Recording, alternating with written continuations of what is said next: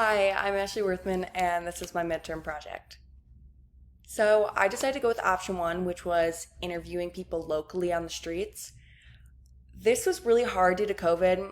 I definitely wanted to get a bunch of different age ranges, but my main focus was older age ranges, and it was really hard to find people who even want to talk to strangers during a pandemic. So I decided to make a survey using Google Forms, which I posted to Facebook, just because I feel like I'm friends with a lot of older age ranges on there.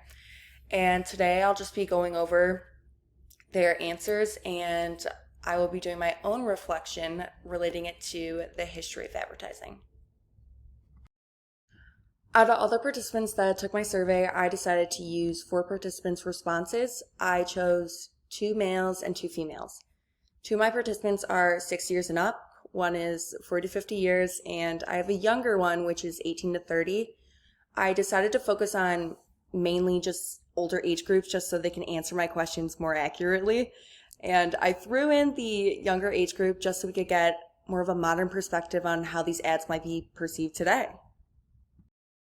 So the first question I asked my participants was, what do you use when your lips are dry? I decided to ask this question just because I thought it was a great icebreaker, and I also want to see how these brand names are being used interchangeably as generic words. And all the answers on here weren't that surprising. I mean, I would have said the same thing. I didn't know this until I actually researched about it. And I think it's just interesting to think about how these brands have a subconscious effect on us. Another question I asked was, have you seen this ad before, and do you think this ad would be successful in modern day advertising today? So I decided to use this ad from the Goodrum book just in order to represent what older fast food advertisements would look like that we wouldn't normally see today. So half my participants said that they've seen this ad, and all of my participants said this ad would make it in modern advertising. What I thought was interesting is participant 3, which is our youngest participant, had a problem with the advertisement of children, which I think is interesting to think about that back then they had different social standards, social etiquettes where no one would really think of this in a negative light.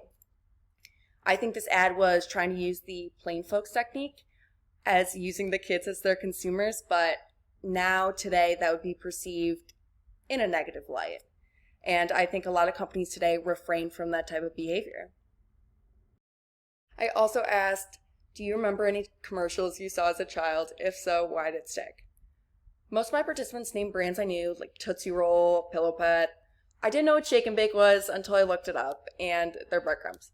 But overall, most of my participants said they remember these commercials because they were always on, they were repetitive, funny, and they had a bunch of TV gimmicks. Where one of my participants said they only remembered commercials solely off of if they made them laugh or if they were serious enough to make them think. I thought it was interesting looking at all these answers that they all have the transfer propaganda technique in common, where their commercials are funny enough where people start to associate their product with positive feelings or their brand with positive feelings. And I thought it was interesting just to see that this technique is still used today and that it's very effective. Do you remember any commercials that you've seen recently or in the past couple of years? So I chose this question to compare past memories of commercials and present to see if there was any correlation between why they stuck with them.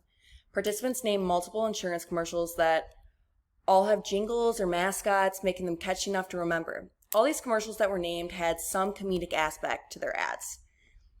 I thought a lot of these insurance commercials that they named used comedy to engage their audiences with an emotional appeal. These commercials also drop statistics in their commercials, which in doing so shows their product's worth and builds their brand with consumer trust. So I asked participants, have you seen this ad before, and do you think this ad would be successful in modern day advertising today? So I chose this ad from the Goodrum book in order to stimulate an argument based on if ads need to be flashy and engaging to be effective. Many participants felt nostalgic towards this ad, which made them feel more connected just because they grew up with these ads. Where other participants thought it was too bland, which is very different from modern advertisements, which are bright and colorful. The ad used the assertion technique by stating their product is the real thing. no evidence backing it's the real thing, or context of what the real thing should entail. Do you remember any slogans or jingles from your childhood? If so, why did it stick? So I chose this question in order to see what type of ads were relevant to my participants' childhoods. So many of my participants said they listened to very catchy, well-known slogans. I didn't know what the Brile cream was. It's like a hair gel, but I've heard their slogan before, which I thought was interesting. That I don't even know what the product is. The strategies used in these catchy tunes were very simplistic. They used constant repetition and they kept it short. Short and sweet makes for a memorable slogan. These slogans and jingles also use a transfer propaganda technique because they're associating their product with happiness in order to get consumers to think of their product and associate it with happy emotions.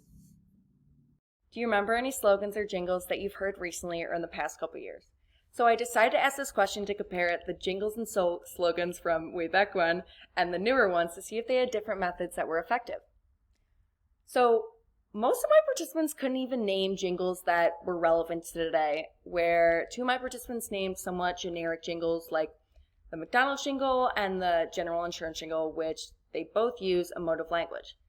Which I thought was interesting is that modern advertising really hasn't been that successful in creating a catchy jingle. I think they need to refer back to these older commercials that obviously did it because these people remember it. I think it's more in the simplistic techniques and appeals that they used of repetition and comedic value. Do you think ads today are flashier than they used to be? So I chose this ad to address the differences in presentation between modern ads and historical ads. The answers were as expected. They all said advertisements today were very flashy and over the top. Although some advertisements have proven to be more bizarre than others, it engages the consumers.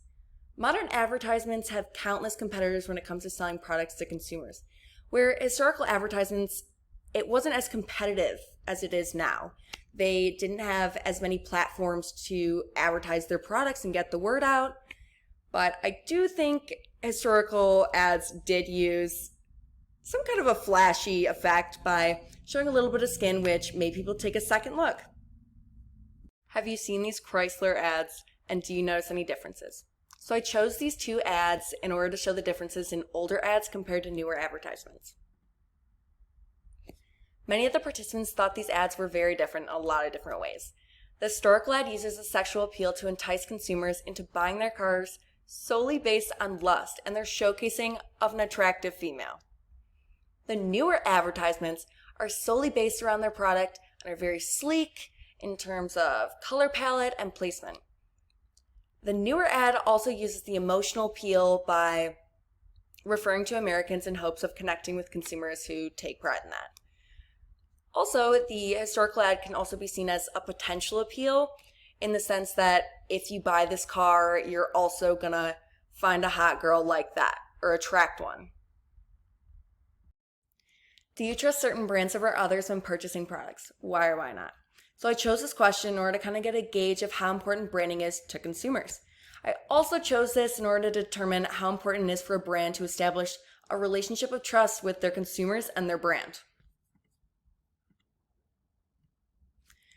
Most of the participants said they chose certain brands over others due to quality and their history of having pleasant experiences with that brand's product. In reference to older products, older brands, they definitely have a leg up when establishing a relationship of trust with their consumers. People have been using their products continuously over the years. They know the quality and they know they work.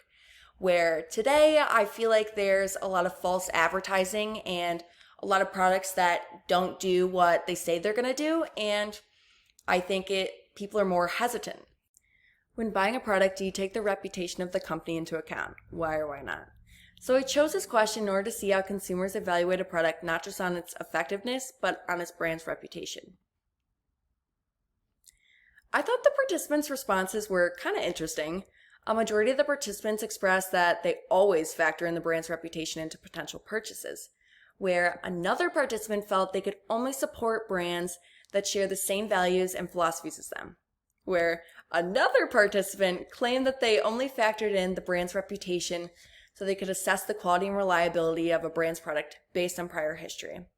I think today a lot of people we're more opinionated and A lot of people actually factor in a brand's reputation, and I feel like if people don't agree with the brand's values or if the brand is in a scandal, these people will stop buying it. They will stop buying it in order to send a message or make a statement. Do you have any products that you have continuously bought over the years? If so, why? So I chose to incorporate another question that revolved around product and brand loyalty in order to evaluate if there's a correlation between age and commitment in terms of repetitive purchases. But to my surprise, every participant said they continuously bought these products because they knew the quality of them and if they were effective or not.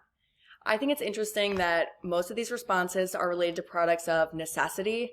I thought this was interesting because it shows that although throughout history, fads and trends change, we still rely on timeless products to get through our everyday lives. Have you seen this Lady Remington instant hair curler ad? Would the statement, "spend less time ugly," convince you to buy this product? So I chose this particular advertisement from the Goodrum book in order to see how modern society would respond to older advertising techniques. The responses were not that surprising. The ad uses very aggressive language, which is very different from what we normally see in ads today that have glittering techniques applied to them. This ad uses a beauty appeal as well as a problem solution appeal. This ad is insinuating how their product can make you beautiful.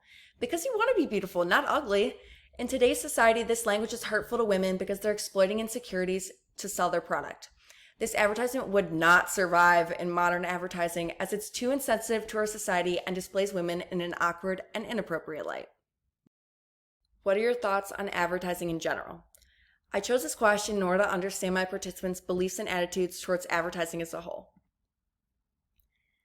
My participants were very adamant about the effectiveness of advertising. Although some advertisements can be overwhelming at times because they are everywhere, they're a necessary evil. The participants emphasize the need to be engaged when watching an advertisement. Basically, the participants knows its effectiveness and want to be stimulated and engaged. One participant was very passionate about advertising and its loss of shock factor. This was interesting to me because I'm sure the context of shock factor is very different from others' opinions. This participant knows the effectiveness of advertising but wants to see change in order to adapt to our society's standards. Do you trust advertisers? Why or why not? So I chose this question because although consumers rely on advertising to buy their products and engage, many people feel uncomfortable trusting advertisers.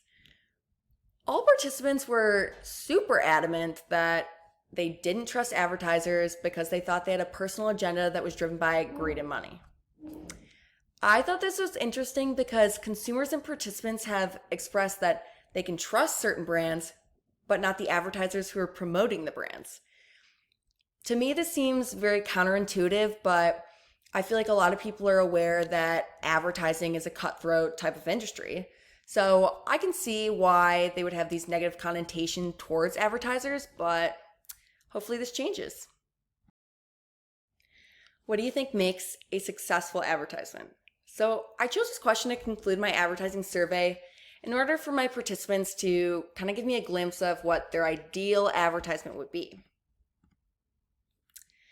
The participants emphasized what their perfect advertisement would look like, which many described as captivating and engaging.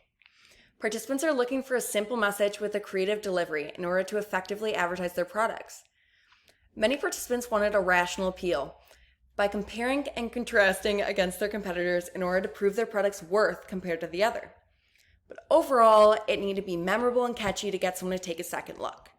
I think all of the attributes and techniques mentioned by the participants in their ideal advertisements are seen in both historical ads and in modern ads. It's some techniques and appeals work better in different time periods than they do now. I think it's all about reading the room and focusing on what social etiquette is going on at the time.